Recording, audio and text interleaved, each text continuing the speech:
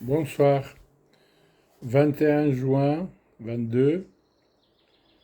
Eh bien, comme je suis à la retraite et j'aime pas rester tranquille, et je me sers maintenant de ces trucs-là pour me faire des vidéos et de sortir un peu de ce que j'ai sur le cœur par rapport aux informations, à l'information qui nous concerne en France, puisque je suis français depuis 50 ans. Donc reviens vers Éric Zemmour et l'avocat d'origine libanaise et puis l'Égyptien. Franchement, je ne sais pas comment il s'appelle. Donc c'est les trois les plus virulents qui parlaient du grand remplacement. Et moi, je trouve que c'est un gros mot, c'est dangereux, je trouve. Parce qu'en plus, tous les trois, ils sont, ils sont d'origine étrangère. Zemmour, il est d'Oran, et puis le Libanais et l'Égyptien. Bon. À cette échelle-là, il n'y avait pas de Français là-dedans, quoi, qui sont contre le grand remplacement. Enfin, ils auraient mieux fait de choisir le thème de contre la délinquance, la criminalité, les vendeurs de drogue, les machins, ceci, cela, et même aller dans des propositions comme faisons des charters, être dur. Il était comme ça un peu, Monsieur Pasqua, dans le temps. Il était dur, mais il n'était pas raciste, quoi. Donc il était dur parce que voilà, il y a de quoi être dur avec la délinquance et tout. Enfin, je mets un point pour que je m'emmerde pas dans ces trucs-là. Je veux pas me perdre. Je reviens sur l'islam. Donc comme vous voyez, je suis kurde, et je suis musulman sans faire exprès. Et je m'appelle Azat, mon surnom. Euh, Sinon, c'est Mohamed. Donc à l'époque, j'avais changé mon nom, je me fais appeler Azad. C'était surtout en tant qu'étudiant dans le temps, eh bien, quand on revenait en Syrie, on avait quelqu'un qui nous aurait dénoncé, collé une accusation quelconque pour se faire plaisir au service secret syrien. Et puis du coup, on pouvait à chaque fois être emmerdé euh, pour ça. Donc quand j'arrivais là-bas à l'aéroport, il y avait sûrement quelque chose sur Mohamed. Non, il y avait sûrement quelque chose, pardon, sur Azad, mais dans le passeport, je suis Mohamed. Vous voyez, donc on se démerdait comme ça. Enfin bref, je reviens sur les incohérences. J'avais un ami, il l'est plus maintenant, parce que j'ai découvert que c'était un frère musulman et manipulateur, très œillé dans ses idées. Alors il me dit, tu sais, quand je suis parti de Syrie en 85, il devait, déjà avec ces événements-là, donc je crois qu'il était en mal avec le régime, je crois qu'il était même condamné à mort, il m'a dit. Bref, il est parti en Irak, et là-bas, il a vécu un peu là-bas. Il me dit, en Irak, dans les mosquées chiites, quand tu sors du mosquée, ben, il y a plein de monde qui vient vers toi. En fait, il dit, est-ce que tu veux te faire plaisir? Tu veux te faire plaisir? Tu veux te faire plaisir? Pour pas cher, pas cher. Finalement, en fait, tu veux te faire plaisir, c'est quoi? Il y a des chambres autour de la mosquée. Là-dedans, il y a des filles, il y a des femmes. Il y a un petit bureau, il y a un barbu à l'entrée. Et donc, tu lui payes, admettons, à l'époque, l'équivalent de 5 dollars, 10 dollars. Il te fait un contrat vite fait, déjà pré-rempli. Tu signes, et ben tu vas baiser pour, admettons, 10 dollars. Voilà. Et donc, quand je compare ça à ce qui se passe en France, ouais, ils nous interdisent d'aller à la mer avec les maillots de bain islamiques. Pourquoi c'est un espace public? J'ai le droit de mettre le burqa, hada, puis le truc, fermer les yeux, machin et tout. Je trouve ça, il y a tellement de distance entre les deux actes là. Enfin bref. Et puis chez les sunnites, il y a la même chose.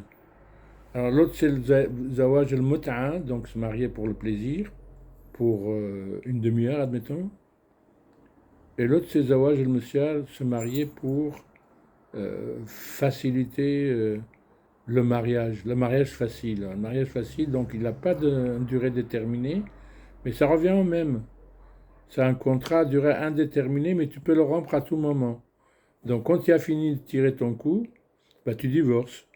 C'est la même chose. Voilà. Euh, Ça aussi, je vais le comparer au fait qu'il faut que la fille soit vierge, gna gna gna gna gna gna gna gna gna. Et puis, selon à ce que je sais, à ce que je sache, eh bien, les plupart des filles là-bas, en fait, tout se fait en cachette. Et puis, dès qu'il y a un contact entre les jeunes, eh ben, c'est rapidement fait, tac, tac, tac.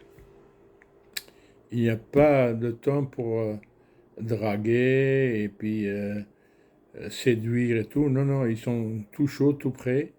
Et puis, ben, pour ça, les filles, avant le mariage, ils vont se faire coudre. Ça coûte de l'argent, hein. Pas les pauvres, elles niquent pas. Elles n'ont pas d'argent. Enfin, je ne sais pas ce qu'ils font.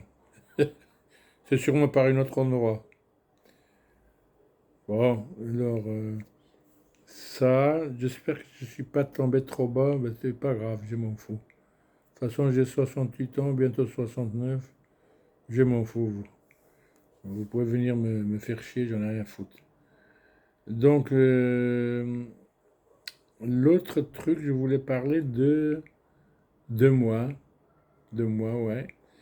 Quand je me suis séparé avec mon ex-femme, et puis j'ai eu mes 4 enfants à élever tout seul, eh bien j'étais très déçu. Parce que pour moi, on ne fait pas des enfants après pour les laisser dans la rue. Mais bon, bah, j'ai réussi. Alhamdoulilah. Mes enfants, ils ont de très bonnes situations et j'ai 7 petits-enfants. Mais je reviens un peu en arrière sur mon histoire. Je me suis dit, je vais me marier avec une de là-bas, avec un peu d'islam en arrière-plan, pour qu'elle accepte mes enfants et puis qu'elle ait un peu la peur de Allah. Oh, oh, parce qu'il voit tout, Allah, hein. Il voit tout, il sait tout. Voilà, il sait tout, tout, tout. Eh bien, voilà. Eh bien, bah, elle est gentille, ma femme, mais je me suis trompé sur toute la ligne, toutes mes croyances. Non. C'est des gens comme les autres. Voilà, puis je l'ai confié à la femme d'un ami, là, qui est. C'était un ami, ça ne l'est plus. Il s'est trouvé que c'était un des chefs des frères musulmans. Eh bien, je l'ai fait connaître et une autre amie aussi, c'était un peu les hijabs, machin et tout le bordel, pour que si, selon les coutumes là-bas, s'il y a une petite différence, enfin, elle indiquait le bon chemin propre. Ben, j'aurais dû bouffer un balai avec la manche. En fait, ce qu'elle faisait, je vais vous dire ce qu'elle faisait. Ils allaient dans les grandes surfaces, je ne vais pas les nommer, elles restaient au moins 2 heures, 3 heures là-dedans. Elles changeaient les tickets sur le produit. Et puis ils avaient des publicités, ils coupaient là, et là, et là, et là, et là. Et puis elle faisait après plein de chariots. Et après elle venait, elle cherchait la caissière la plus jeune, la moins expérimentée. Donc elle avait le coup d'œil, la chef, là, la plus religieuse. Et puis on faisait sortir un chariot, le moins garni, avec donc le trafic pour voir si ça passe ou pas. Et quand ça passait, bah, du coup, on passait tout chez elle. Ah, putain. Et après, elles étaient vraiment heureuses parce qu'ils ont gagné de l'argent sur le dos des mécréants, entre guillemets, alors qu'on vit chez eux, putain. Enfin bref.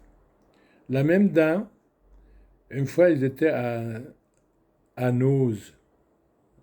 La Nose, c'est les surfaces qui qui vend pour pas cher, là, à moitié prix, là, les solderies.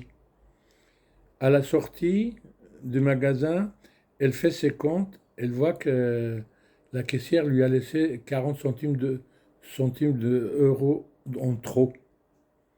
Ah non, non, non, non, je suis musulmane, je ne peux pas accepter ça. Elle repart voir la caissière. Ah, la caissière, oh merci madame, j'aurais eu la caisse fausse. Elle aurait été faussée ma caisse. Vous êtes vraiment gentil. Et puis, regarde, putain, elle est habillée, hijab, machin, musulmane, quoi.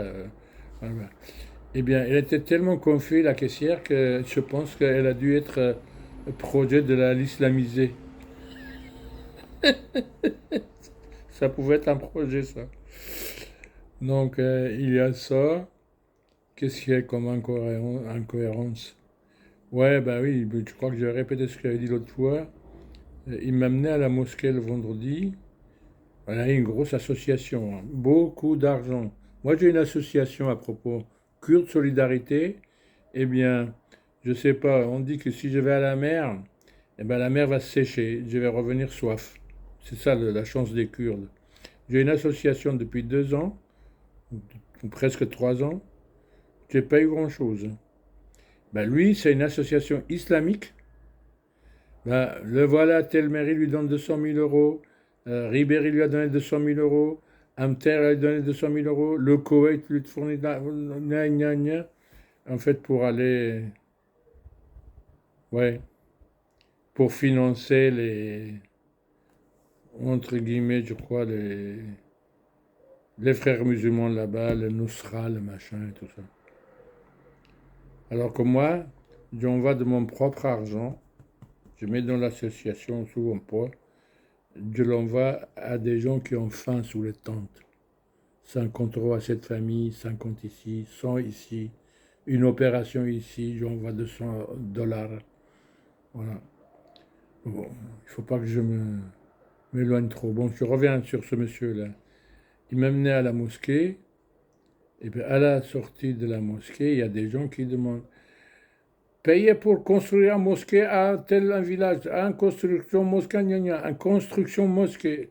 Allah t'envoie au paradis. Puis, une fois, on est tombé sur des gens, ils vendaient du terrain au paradis. Achetez un mètre carré au paradis. Achetez un mètre carré au paradis. Alors, mon copain dit, ben, ça coûte combien, un mètre carré au paradis?